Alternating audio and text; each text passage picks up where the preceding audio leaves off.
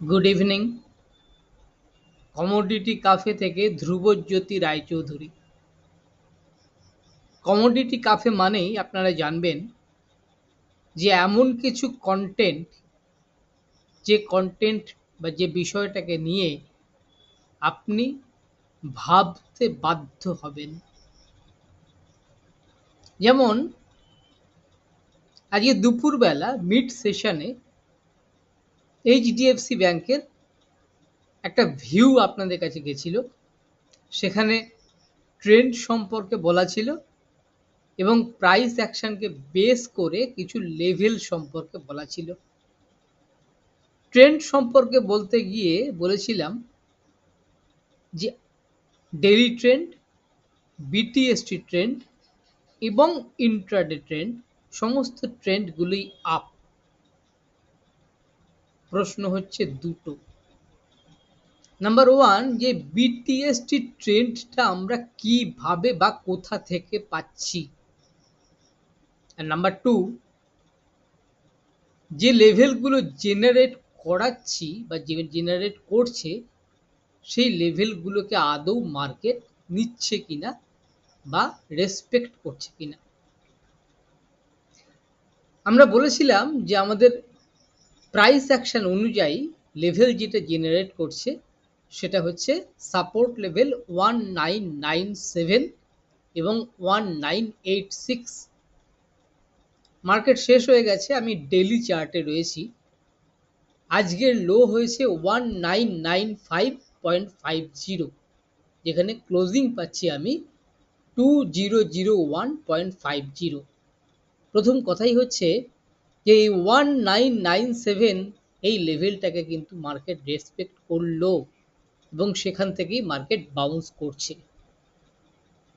প্রশ্ন নম্বর দুই, যে এই যে বিটিএসটি ট্রেন্ড আপ বলছি সেটা আমরা কোথা থেকে পাচ্ছি বা কিভাবে এটাকে নিতে হয়, দেখতে হয়। আপনি যখন ডেইলি চার্টে লেভেলগুলোকে জেনারেট করাচ্ছেন তখন সেই লেভেল ট্র্যাকিংয়ের আপনার হাতে দুটো ওয়ে নাম্বার ওয়ান, আপনি ডেইলি লেভেলগুলোকে ডেইলি প্রাইস অ্যাকশন দিয়ে ট্র্যাক করতে পারেন। আর নাম্বার টু, আপনি ডেইলি লেভেলগুলোকে বিটিএসটি প্রাইস অ্যাকশন দিয়ে ট্র্যাক করতে পারেন, যেখানে আপনি অনেক তাড়াতাড়ি এন্ট্রি বা এক্সিট নিতে পারবেন এবং আপনার কাজটা অনেক স্মুথ হয়ে যাবে। রেস্ট অফ দ্য ডের জন্য আপনি কাজ করতে পারেন।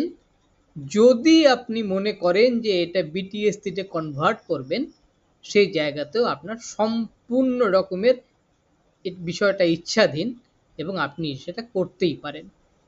তো তার বেসটা কি? তার বেস হচ্ছে 4 আওয়ার্স চার্ট।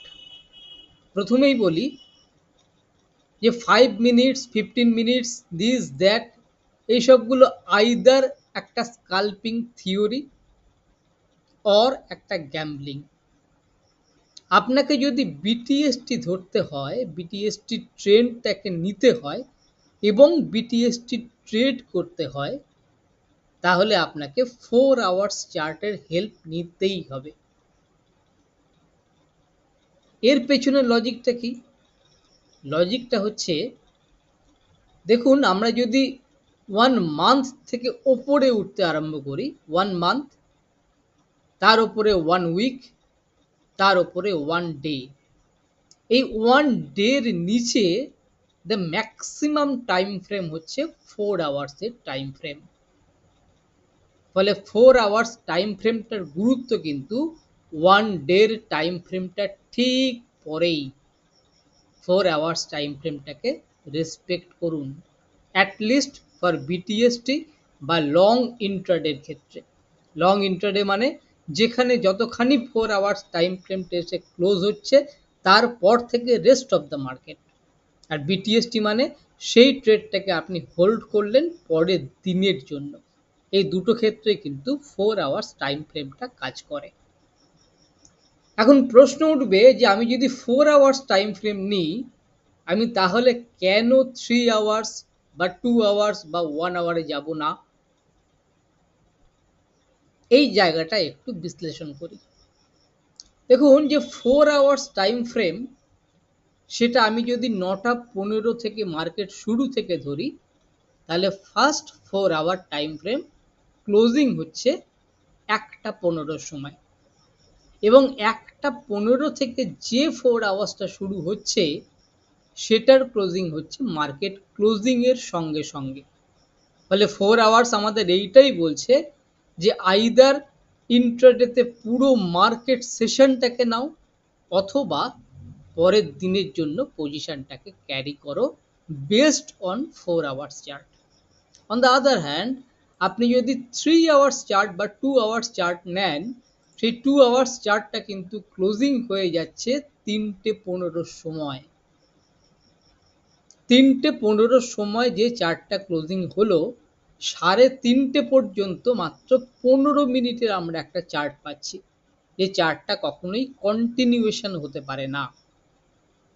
ফলে 4 আওয়ার্সের নিচে যে কোনো টাইম ফ্রেমে আপনি কিন্তু আপনার পজিশনকে পরের দিনের জন্য কনভার্ট করতে পারছেন না। সেই জন্যই 4 আওয়ার্স চার্টটা বিটিএসটি বা লং ইন্ট্রাডের বেস।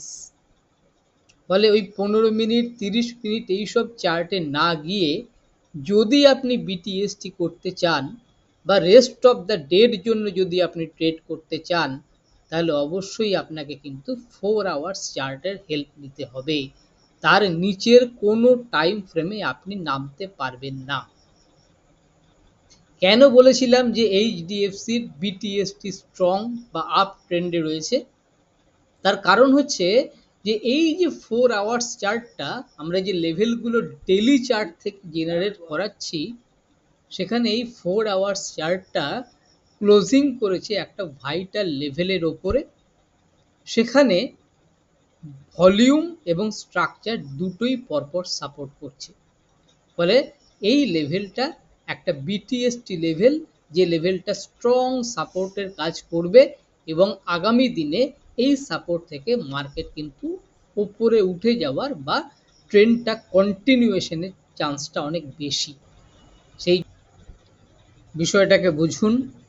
আমি কোন জায়গায় পয়েন্ট আউট করছি সেটা দেখুন। 4 আওয়ার্স চার্টের ইম্পর্টেন্সটা রিয়েলাইজ করুন, এবং বিটিএসটি বা লং ইন্ট্রাডে ট্রেড করতে গেলে এই 4 আওয়ার্স চার্টের হেল্প নিন। এইটা আপনাকে অনেক দিক থেকে সেফ পজিশনে রাখবে বা আপনার রিস্কটা অনেক এলিমিনেট করতে সাহায্য করবে। আজ এ পর্যন্তই, আবার দেখা হবে। নমস্কার।